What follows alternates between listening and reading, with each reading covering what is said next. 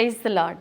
దినదిన ప్రవర్ధమానంగా తేజరిల్లుతున్న మన భారతదేశపు మొట్టమొదటి 24 గంటల సంపూర్ణ తెలుగు క్రైస్తవ టెలివిజన్ ఛానల్ రక్షణ టీవీ సగర్వంగా సమర్పిస్తున్న అసలైన ప్రశ్న సిసలైన జవాబు అనే ఈ విశిష్టమైన కార్యక్రమానికి మీకు అందరికీ ప్రభువైన యేసుక్రీస్తు నామములో ప్రేమపూర్వక ఆహ్వానాన్ని తెలియజేస్తూ ఉన్నాను. అందరూ బాగున్నారు కదా? రక్షణ టీవీలో ప్రసారమవుతున్న అసలైన ప్రశ్న సిసలైన జవాబు అనే కార్యక్రమం ద్వారా మీరు ఎన్నో ప్రశ్నలకు నివృత్తిని పొందుకుంటూ ఉన్నారు కదా. జాగ్రత్తగా మరి ఈ యొక్క శిక్షణను మీరు కాపాడుకుంటున్నారని మేము నమ్ముతూ ఉన్నాం. చాలామంది ఫోన్ కాల్స్ ద్వారా, ఎస్ఎంఎస్ల ద్వారా, మరి చాలా మాధ్యమాల ద్వారా మీ యొక్క ఫీడ్బ్యాక్ని తెలియచేస్తూ ఉన్నారు. ఈ కార్యక్రమాలు మా ఆధ్యాత్మిక జీవితాలకు చాలా దోహదపడుతున్నాయి అనేసి, దాన్ని బట్టి దేవునికే సమస్త మహిమ ఘనత ప్రభావాలు ఆరోపిస్తున్నాం. మరి ఈరోజు మనకందరికీ చాలా మూలాల్లో ఉండేటువంటి ప్రశ్న స్త్రీ కదండి. స్త్రీ అంటేనే కాంట్రవర్సీ చాలామందికి. సో దేవుని ప్రణాళికలో స్త్రీ పాత్ర ఏంటి? ఈ విశిష్టమైనటువంటి అంశం గురించి చక్కని క్లారిఫికేషన్ ఇవ్వడానికి దేవునిచే బహుబలంగా వాడబడుతున్న దైవజనులు ప్రవీణ్ పగడాల గారు ఉన్నారు. మరి ఇంకా ఆలస్యం చేయకుండా దైవజనుల దగ్గర నుంచి గొప్ప విషయాలను మనం నేర్చుకుందామా? ఇంకా ఆలస్యం చేయకుండా ప్రభువైన యేసుక్రీస్తు నామములో దైవజనుల్ని ఆహ్వానిద్దాం. ప్రైజ్ ది లార్డ్ అన్న. మరలా ఈ అసలైన ప్రశ్న సిసలైన జవాబు వేదిక మీద మిమ్మల్ని కలవడం చాలా సంతోషంగా ఉంది. సంతోషం అమ్మా. Thank you very much. ఈరోజు చాలామంది క్రైస్తవుల్లో కానీ క్రైస్తవేతరుల్లో కానీ బాగా తొలిచేటువంటి కాంట్రవర్సీ అయిన ఒక చిన్న టాపిక్ మనం తీసుకుందామని అనుకున్నాం కదా. సృష్టి క్రమంలో దేవుని ప్రణాళికలో స్త్రీ పాత్ర గురించి మనం ఈరోజు మాట్లాడుకోబోతున్నాం. దేవుడు సృష్టిని చేసినప్పుడు ముందు పురుషుడిని, తర్వాత స్త్రీని కలుగజేసిన విధానం అందరికీ తెలిసిందే. సో దాన్ని బట్టి స్త్రీ తక్కువని పురుషుడు ఎక్కువని అనుకోవచ్చా? ముమ్మాటికి కాదు. దేవుడు సృష్టిని చేసినప్పుడు సృష్టిలో ఉన్న ప్రతి జంతువుని కూడా ఆడ మగగా చేశాడు. పురుషునికి కూడా సంపూర్ణత లేకపోతే ఒక హెల్పర్ కావాలి అని అంటే, సాటి అయిన సహకారి కావాలి అని అంటే, జంతువులలో ఇంకెవరూ లేరని, మనిషే కావాలి అన్న ఉద్దేశంతో క్రమము లేకపోతే ఒకటి తర్వాత ఒకటి జరుగుతూ వచ్చిన క్రమంలో పురుషుని నుంచి స్త్రీ తీయబడింది. అంతేకాని ఆ క్రొనాలజీ ప్రకారంగా ఒకటి తర్వాత ఒకరు వచ్చినంత మాత్రాన ముందు వచ్చిన వాళ్ళు ఎక్కువ, వెనకొచ్చిన వాళ్ళు తక్కువ కాదు. ఉదాహరణకు 6 రోజులు జరిగిన సృష్టిలో ఒకరోజు, ఒక 2 రోజులు, ఇంకొక 3వ రోజు ఇంకొక భాగాన్ని ఈ సృష్టిలో దేవుడు సృష్టిస్తూ వచ్చాడు. అంత మాత్రాన ఒక మొదటి రోజుది ఎక్కువ కాదు, 2వ రోజుది తక్కువ, 3వ రోజు మరింత తక్కువ అన్న క్రమం బైబిల్లో కనిపించదు. అలా ఎప్పుడూ బైబిల్ చెప్పదు. సో స్త్రీ మరియు పురుషుడు, దేవుడు మనిషిని చేసినప్పుడు స్త్రీని గాను పురుషుని గాను చేశాడు అని దేవుని వాక్యం చెప్తుంది. మొదటి అధ్యాయంలోనే చెప్తుంది. ఇద్దరిని కూడా ఆంటలాజికల్గా అంటే వారికి ఉన్నటువంటి సహజమైన వారి గుర్తింపులో దేవుని స్వరూపము, దేవుని పోలిక చొప్పున చేశాడు. స్త్రీ దేవుని స్వరూపము, దేవుని పోలిక కాకుండా ఇంకేదో స్వరూపము, ఇంకేదో పోలిక అయి ఉంటే మీరు అడిగిన ప్రశ్నలో వ్యాలిడిటీ ఉండేది. కానీ మనిషి, స్త్రీ అయినా పురుషుడైనా, స్త్రీని గాను పురుషుని గాను మనిషిని దేవుడు దేవుని స్వరూపమందు దేవుని పోలిక చొప్పున చేశాడు. కాబట్టి వారికి సమానమైనటువంటి అధికారం, సమానమైనటువంటి స్థాయి, సమానమైనటువంటి పోలిక మరియు స్వరూపం దేవుడిచ్చాడు. ఈ విషయాన్ని మనం జ్ఞాపకం చేసుకోవాలి. సో సృష్టి క్రమంలో స్త్రీ పురుషుల మధ్య ఎలాంటి హెచ్చు తగ్గులు లేవు. వేరు వేరు రోల్స్ ఉన్నాయా? ఉన్నాయి. వేరు వేరు రోల్స్ ఉన్నాయి. ఉదాహరణకు పురుషుడు జీవమును కలిగించేవాడు కాదు. స్త్రీని జీవదాతగా, తల్లిగా, హవ్వ అన్న పదానికి అర్థం అదే, జీవప్రదాత, జీవము గలది అని. పురుషుడు అలాగని చెప్పి పురుషుడు తక్కువ కాదు. పురుషుడు స్త్రీ వీరిరువురు ఏక శరీరం అవుతారు అని దేవుని వాక్యం చెప్పింది. సో జీవము కలగటానికి, జీవము అభివృద్ధి చెందటానికి ఇద్దరికీ సమాన స్థాయి ఉంది. ఇద్దరి వారి వారి రోల్స్ ఉన్నాయి. రోల్స్ వేరు, స్థాయి స్థితి వేరు. స్థాయి స్థితిలో సమానత్వం ఉంది, ఉమ్, కానీ పాత్రలలో భిన్నత్వం ఉంది. ఉమ్, పాత్రలలో భిన్నత్వం ఉంది. మనకు స్త్రీకి ఒక ప్రత్యేకమైన పాత్రని దేవుడిచ్చాడు, అలాగే పురుషునికి ఒక ప్రత్యేకమైన పాత్రను దేవుడిచ్చాడు. వీరిరువురు కలిసి చేసేటటువంటి పాత్రలు, లేకపోతే వీరిరువురు కలిసి నిర్వర్తించాల్సినటువంటి అధికారముతో కూడినటువంటి బాధ్యత ఇంకొకటి ఉంది. అందుకని దేవుడు మనిషిని దేవుని స్వరూపమందు పోలిక చొప్పున చేసినప్పుడు ఫలించమన్నాడు, అభివృద్ధి చెందమన్నాడు, విస్తరించమన్నాడు, భూమిని నిండించమన్నాడు, దాన్ని లోబరుచుకుని ఏలమని చెప్పాడు. ఈ 5 అధికారముతో కూడినటువంటి బాధ్యతలు కూడా దేవుడు సమానంగా స్త్రీ పురుషులకు ఇచ్చాడు. కేవలం పురుషునికి మాత్రమే ఇది, స్త్రీ ఇలా చేయటానికి వీల్లేదు అని బైబిల్ ఎక్కడా చెప్పదు. లేకపోతే కేవలం స్త్రీకి మాత్రమే ఇది, పురుషుడు ఇలా చేయటానికి వీల్లేదు అని బైబిల్ చెప్పదు. స్త్రీ పురుషులు ఇద్దరూ కూడా సమానంగానే దేవుడిచ్చినటువంటి బాధ్యతతో కూడినటువంటి ఈ అధికారాన్ని చేపుచ్చుకోవాలి. అదే దేవుని యొక్క ప్రణాళిక. దేవుడు స్త్రీని పురుషుని సమానంగానే చేశారు, కానీ అంటే భారతీయ సంస్కృతి ప్రకారమో లేదో తెలియదు కానీ ఆడవాళ్ళు తక్కువగా చూడబడడం, అన్నగద్రొక్కబడడం, కొన్ని పనులకే పరిమితం అవ్వడం, హేళన చేయబడటం, ఇలాంటి చాలా పరిస్థితి మనం ఇక్కడ ఇటువంటి వివక్ష, లింగ వివక్షని ఇక్కడ చూస్తూ ఉన్నాం. సో ఈ వివక్ష రావడానికి కారణం ఏంటి? కేవలం మన దేశంలోనేనా, లేకపోతే ప్రపంచం అంతట్లో స్త్రీ వివక్ష ఉందంటారా? సృష్టిక్రమం జరిగిన తర్వాత ఈ లింగ వివక్షకు కలిగిన కారణం, ప్రధానమైన కారణం చెప్తున్నాను. ఇది భారతీయ సంస్కృతికో లేకపోతే ఇంకేదైనా ఒక దేశ సంస్కృతికో మాత్రమే ఉండేది కాదు. ఇది ఏ విధంగా అయితే దేవుని వాక్యము ఏ ఒక్కరూ లేరు, అందరూ పాపము చేసి దేవుడు అనుగ్రహించు మహిమకు దూరం అవుతున్నారు అన్న మాట ఏదైతే ఉందో, పాపము యొక్క పర్యవసానం అయినటువంటి వివక్ష, లింగ వివక్ష. లింగ వివక్ష అనేది పాపము యొక్క పర్యవసానం. మనిషి దేవుని చేత పరిపాలించబడకుండా స్వీయ పాలన లేకపోతే స్వపరిపాలన, దేవుణ్ణి ధిక్కరించే తిరుగుబాటు అనే పాపమును చేసిన తర్వాత మనిషి కోరి తెచ్చుకున్నటువంటి వ్యత్యాసాలు ఇవన్నీ కూడా, మనిషి కోరి తెచ్చుకున్నటువంటి వివక్ష ఇది. మనిషి దేవునికి దూరమైతే దాని పర్యవసానంగా వచ్చేటటువంటి వ్యక్తిగత, కుటుంబ మరియు సామాజిక మార్పులు ఇవి. అందులో మార్పులుగానే వ్యక్తిగతంగా మనిషి పురుషుడు స్త్రీని, స్త్రీని పురుషుడు ఏలాలి అన్న ఆలోచనలోకి వచ్చారు. కానీ దేవుడు ఎప్పుడు కూడా స్త్రీని ఏలమని పురుషునికి, పురుషుణ్ణి ఏలమని స్త్రీకి ఆదికాండం 1వ అధ్యాయంలో అధికారము కానీ బాధ్యతను కానీ ఇవ్వలేదు. ఒకవేళ ఏలమన్నా కానీ ప్రేమించమన్నాడు, సమానత్వముతో కూడిన బరువు బాధ్యతలు పంచుకోమన్నాడు. కానీ పాపము కారణం చేత, దేవుణ్ణి ధిక్కరించటం, దేవుణ్ణి తిరస్కరించటం కారణం చేత మనిషి స్వయంగా కొన్ని నిర్వచనాలు తీసుకొచ్చుకున్నాడు. ప్రేమ పోయి స్వలాభం, స్వార్థం, నా ఇంట్రెస్ట్ ముందు అన్నటువంటి ఆలోచనలోనికి వెళ్ళాడు. దాని కారణంగా స్త్రీని ప్రపంచవ్యాప్తంగా నిమ్న వస్తువుగా చూడటం మొదలుపెట్టాడు. ఆయా సమాజాల్లో, ఆయా సాంఘిక నేపథ్యాల్లో కూడా స్త్రీకి సమానమైన హక్కులు ఇవ్వలేదు. క్రీస్తు రాకడకు ముందైనా, క్రీస్తు రాకడ సమయంలో, క్రీస్తు రాకడ తరువాత ఉన్నటువంటి చరిత్రను కనుక మనం గమనిస్తే, అది మెసొపొటేమియా ప్రాంతం మొదలుకొని అంతకుముందు నిమ్రోదు, మెసొపొటేమియా, బబులోను, దాన్ని ఏమంటారు, ఐగుప్తు మరియు గ్రెకో రోమన్ ఎంపైర్ల వరకు కూడా స్త్రీ భిన్న భిన్న సమయాల్లో భిన్న భిన్న రీతిగా, భిన్న భిన్న పద్ధతులలో నిమ్నత్వానికి, ఒక వస్తువుగా, హక్కులు లేని, గౌరవం లేనటువంటి స్థితిలోనే ఉండటానికి గల కారణం ఏమిటి అని అంటే, మానవుడు దేవుని మార్గములను విడిచిపెట్టి స్వపరిపాలన క్రిందకి, స్వమార్గములోనికి రావటానికి చేసే ప్రయత్నం, దానివల్లనే ఇది జరిగింది.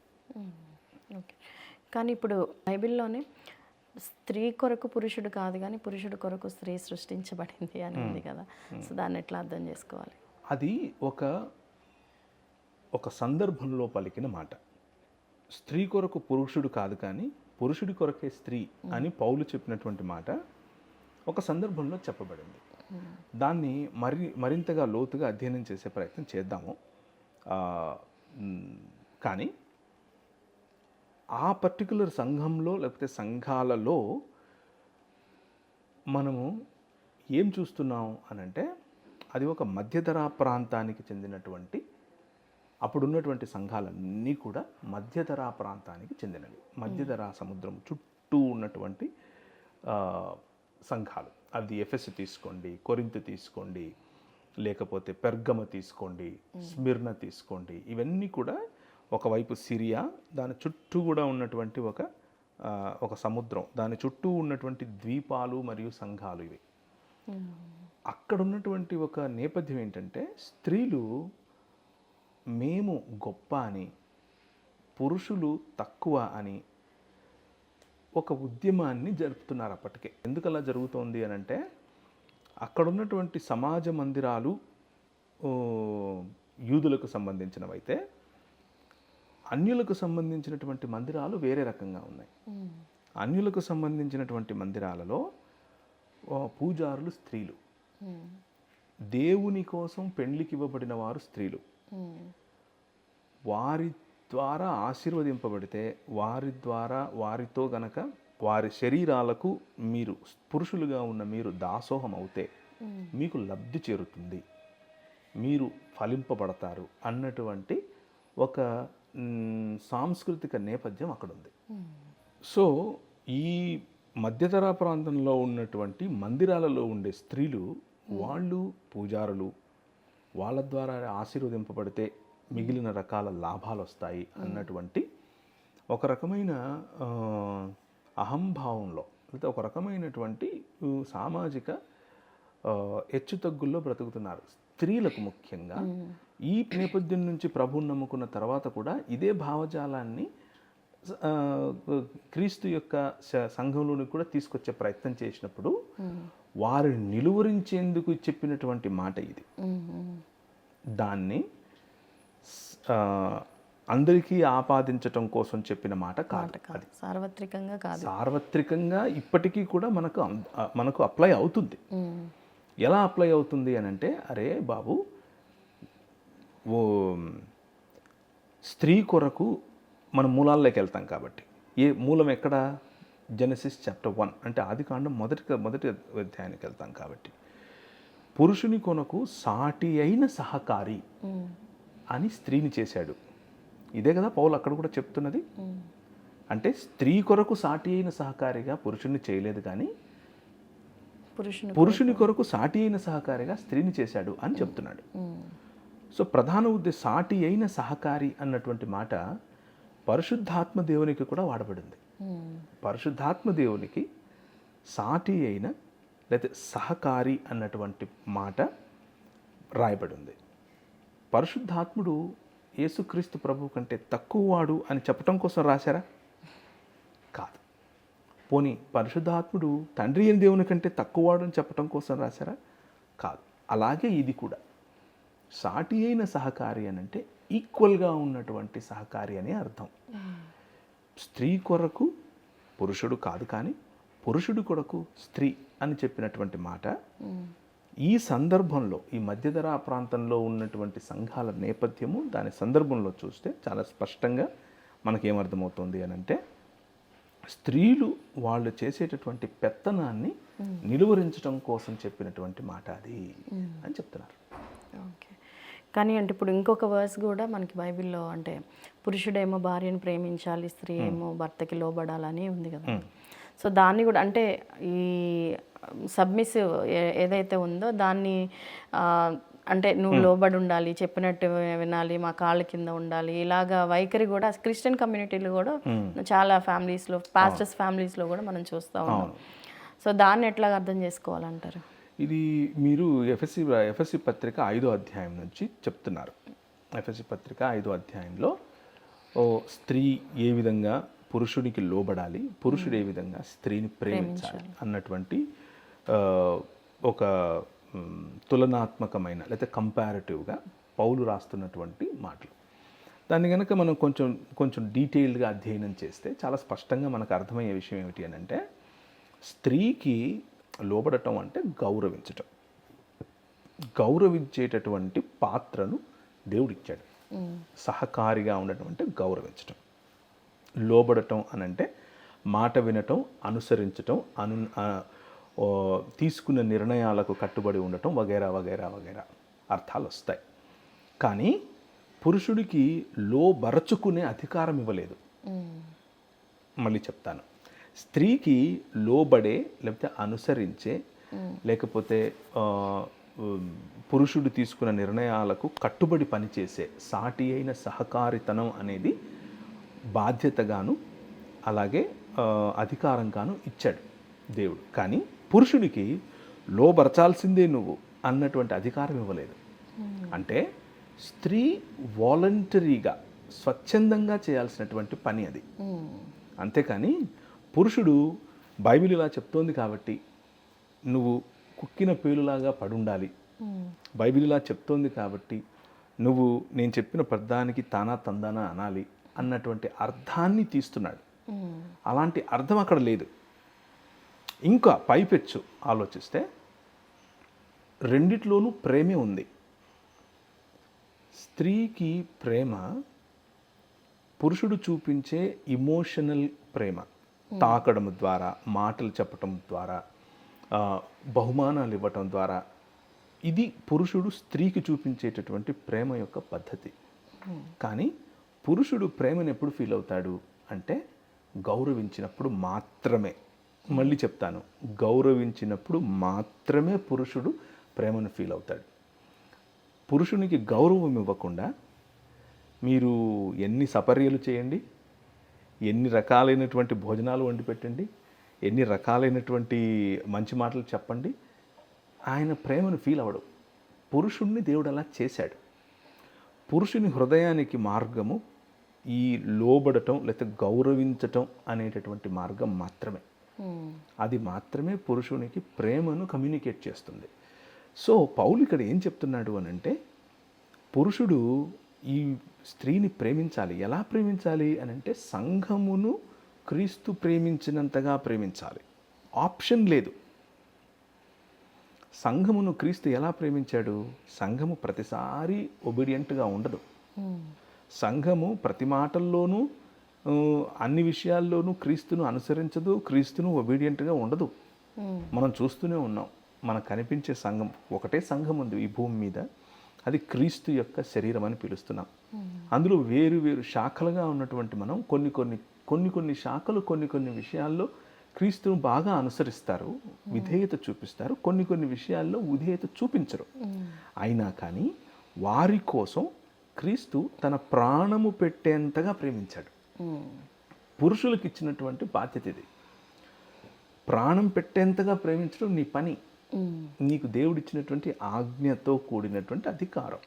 అలాగే నిన్ను అనుసరించటం, నీకు విధేయత చూపించటం స్త్రీకి ఇవ్వబడినటువంటి బాధ్యతతో కూడిన అధికారం. రెండు స్వచ్ఛందమే. రెండిటిలోనూ ఉన్నది పరస్పర గౌరవం, పరస్పర ప్రేమ. అంతేకాని స్త్రీని లోబడి ఉండు అని చెప్పాడు కాబట్టి పురుషుడు వాడికి ఇదే పని, పొద్దున్నుంచి రాత్రి వరకు ఆమెను లోబర్చుకోవటమే నా పని అని అనుకుంటే నాకు ఇవ్వబడిన మ్యాండేట్, పురుషులకు ఇవ్వబడినటువంటి మ్యాండేట్ మర్చిపోయి స్త్రీకి ఇవ్వబడినటువంటి మ్యాండేట్ పైనే ఫోకస్ చేయటం అవుతుంది. దానివల్లనే చాలా సంసారాల్లో ప్రాబ్లం వస్తుంది. ఎందుకు అనంటే, నువ్వు స్త్రీవి కాబట్టి నేను చెప్పినట్టు వినాలి, నువ్వు స్త్రీవి కాబట్టి మా ఇంటికి వచ్చి ఉండాలి, నువ్వు స్త్రీవి కాబట్టి ఊడిగం చేయాలి, ఇలాంటి వర్షన్స్ వస్తూ ఉన్నాయి. అది కూడా ఏంటి, సంఘానికి బయట ఉన్న వాళ్ళలో కాదు, సంఘ నాయకుల్లో కూడా ఇది కనిపిస్తుంది. కారణం ఏమిటి అని అంటే సరైన అవగాహన లేకపోవటం, బైబిల్ గ్రంథం పైన సరైన అవగాహన లేకపోవటం. దాని కారణంగానే స్త్రీ పైన అజమాయిషీ చేయటాన్నే పురుషత్వం అనుకుంటున్నాడు. స్త్రీ పైన అజమాయిషీ చేయటం పురుషత్వం కాదు. స్త్రీనిగా గౌరవమైనటువంటి పాత్రగా, గౌరవమైనటువంటి ప్రేమకు పాత్రురాలిగా నిలబెట్టడం పురుషత్వం. ఆ పురుషత్వం లేకుండా వయలెన్స్ చూపించటం, శక్తి ప్రదర్శన చేయటం, వర్బల్ అబ్యూస్ చేయటం, ఆ, అలాగే శక్తి ప్రదర్శన చేస్తూ ఆమెను లొంగ తీసుకుంటాను అన్నటువంటి ఆలోచన, ఇది రాతి కాలపు ఆలోచన. ఇది చాలా పాత రకం, నాసి రకం ఆలోచన. అది క్రైస్తవ బోధ కాదు. క్రైస్తవ బోధ మాటికి కాదు. స్త్రీ మరియు పురుషుడు సమానమైనటువంటి అధికారము, సమానమైనటువంటి స్థాయి స్థితిగతుల్లో దేవుడు చేశాడు. స్త్రీని పురుషుడు ప్రేమించాలి, ఆమెకు కావలసినటువంటి వసతులను సమకూర్చాలి. స్త్రీ పురుషుడిని గౌరవించాలి, ఆయన తీసుకునేటటువంటి నిర్ణయాలు, ఆయన చేసేటటువంటి పనుల్లో సహకరించాలి. ఇది దేవుడు వారికి ఇచ్చినటువంటి, పరస్పరం ఇచ్చినటువంటి సహకారత్వం అని చెప్పచ్చు, సహాయం అని చెప్పచ్చు. ఓకే, మరి యేసుక్రీస్తు ప్రభువారు ఈ లోకానికి మానవునిగా వచ్చినప్పుడు మిగతా అందరు పురుషుల్లా కాకుండా ఆయన స్త్రీలను చాలా ప్రేమించినట్లుగా, గౌరవించినట్లుగా సంపూర్ణ మానవుడిగా వచ్చినప్పుడు ఎలా సాధ్యమైంది ఆయనకి, మిగతా వాళ్ళకి ఎలా సాధ్యం కాలేదు?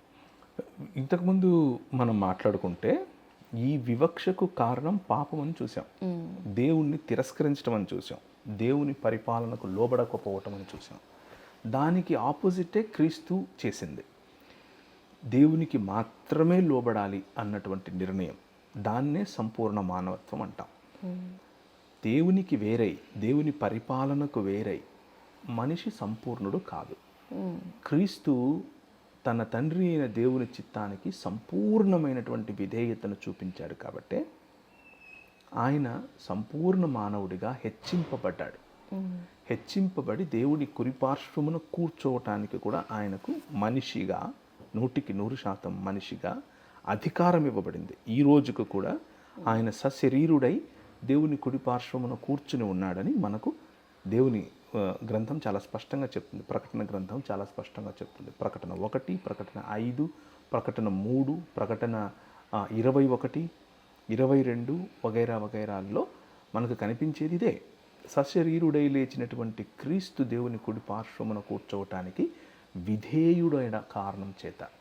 ఫిలిప్పి పత్రిక 2, హెబ్రీ పత్రిక అంతా ఇదే చెప్తుంది మనకు. ఎందుకని ఆయన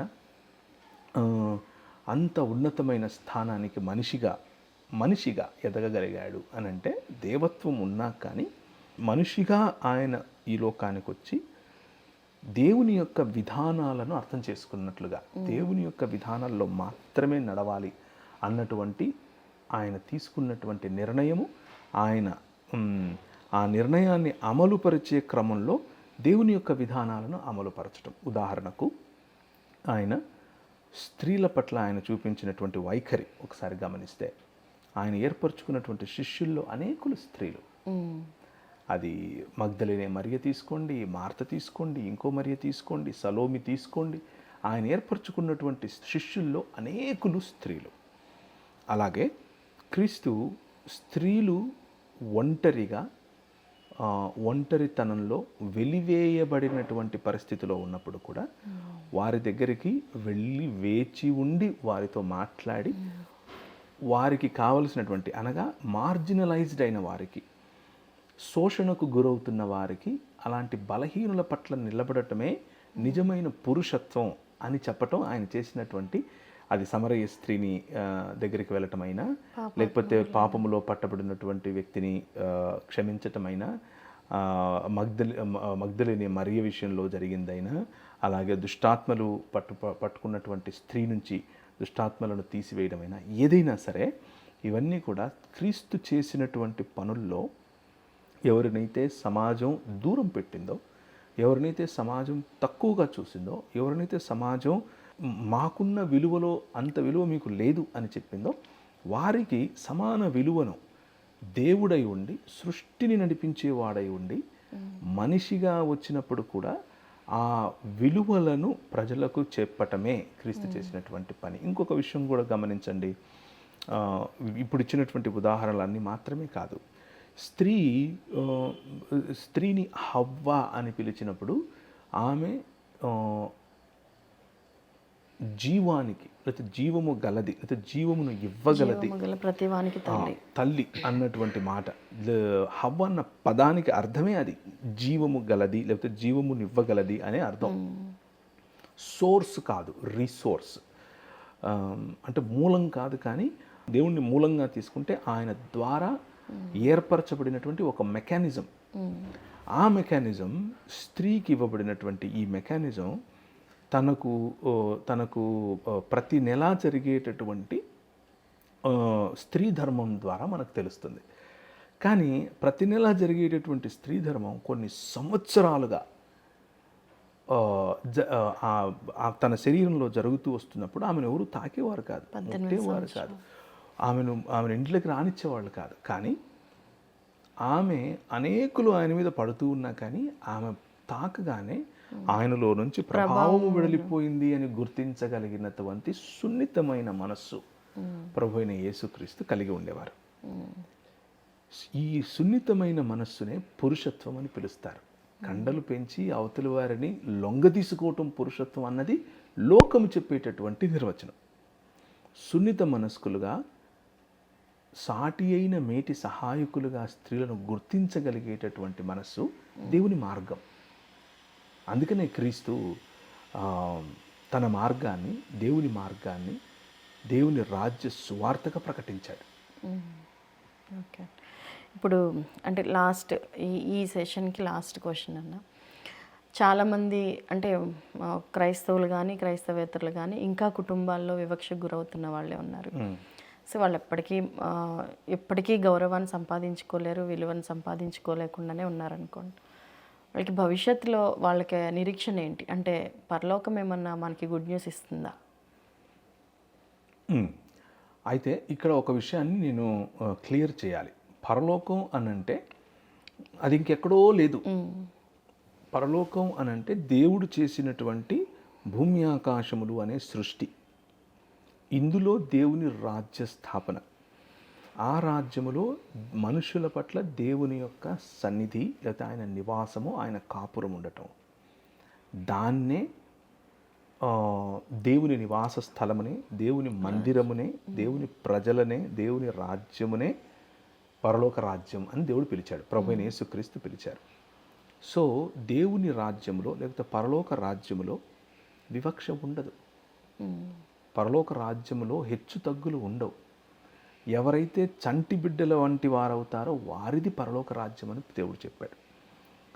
ఎవరైతే సున్నిత మనస్కులై ఉంటారో, ఎవరైతే వయలెన్స్ వైపుకు వెళ్ళారో, ఎవరైతే క్రీస్తును పోలినటువంటి జీవన విధానంలోనికి వస్తారో. క్రీస్తును పోలిన జీవన విధానం అంటే ఏమిటి? ఇంతవరకు మనం చూసింది స్త్రీల పట్ల గౌరవం,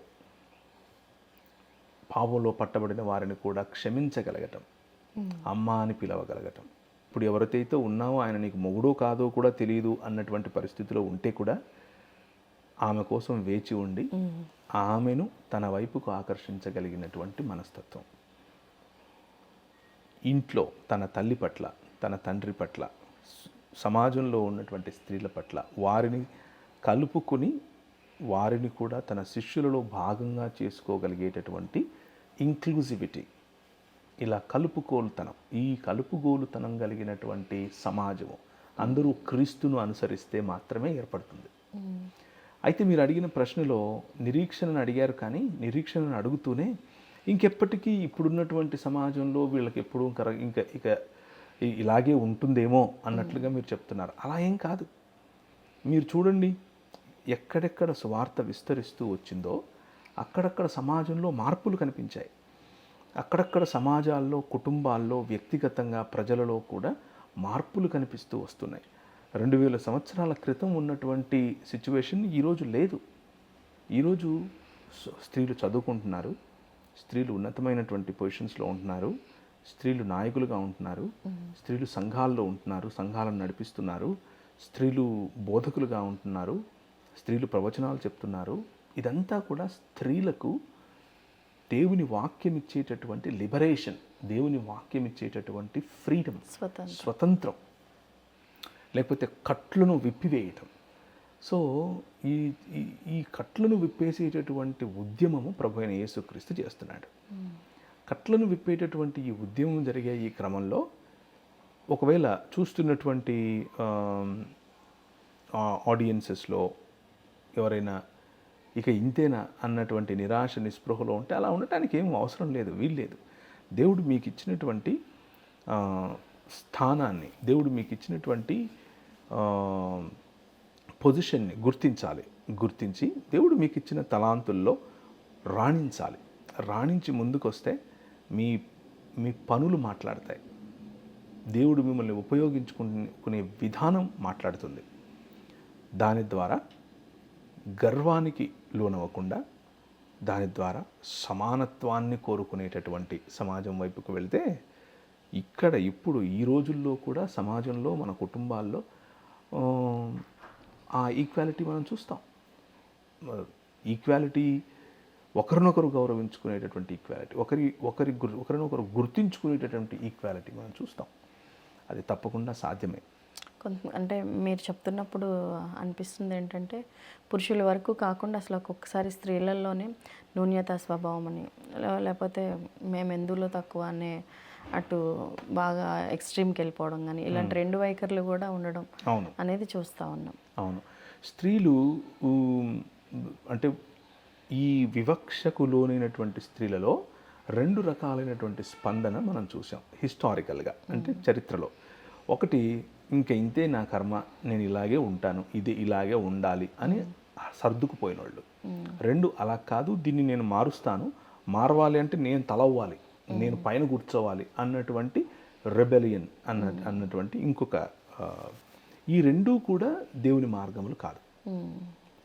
నువ్వు నీకు ఇచ్చినటువంటి తలాంతులు, నీకు ఇచ్చినటువంటి పిలుపు అదంతా పక్కన పెట్టేసి కేవలం ఇప్పుడు పతియే ప్రత్యక్ష దైవం టైప్లో ఇంటికి మాత్రమే ఆగిపోయి, దేవుడు నీకు ఇచ్చినటువంటి పిలుపును, దేవుడు నీకు ఇచ్చిన తలాంతులను మర్చిపోయి, ఇంకా ఇది నా కర్మ అని అనుకుని బ్రతుకు దేవుని పిలుపు కాదు, దేవుని మార్గం కాదు. అలాగే ఇదంతా కాదు, ఇప్పుడు నేను చెప్పింది జరగాలి, నేను చేయిస్తాను అని చెప్పేసి పురుషులను డామినేట్ చేస్తూ, పురుషులను తక్కువగా చేసి చూపిస్తూ, పురుషులు మాకంటే వాళ్ళలోనే న్యూనత స్వభావం ఉండాలి అన్నటువంటి రకంగా ఆలోచించేవాళ్ళు, అలాంటి రకంగా పనిచేసేవాళ్ళు కూడా దేవుని యొక్క మార్గానికి దూరంగా ఉన్నట్లే. దేవుని యొక్క మార్గానికి నిజానికి చెప్పాలి అంటే ఆడవాళ్లకు పురుషాహంకార స్వభావం కారణం చేత చేస్తున్న మాట, శోషణ జరిగిస్తున్న మాట నిజమే. కానీ వారు ఆ మార్గం గుండా వెళ్ళటానికి ఎక్కువ సహాయపడుతున్నది కూడా స్త్రీలే. అత్త రూపంలోనో, లేకపోతే అక్క రూపంలోనో, లేకపోతే ఏదో ఒక రూపంలో, టీచర్ రూపంలోనో, నాయకురాల రూపంలోనో నూరిపోస్తున్నది ఒక రకంగా స్త్రీలే. ఈ ఎక్స్ట్రీమ్ అయినా. సో స్త్రీలు బైబిల్ యొక్క దృక్పథాన్ని కనుక కరెక్ట్గా అర్థం చేసుకుంటే, స్త్రీలకు వేరే పాత్రలు దేవుడిచ్చాడు.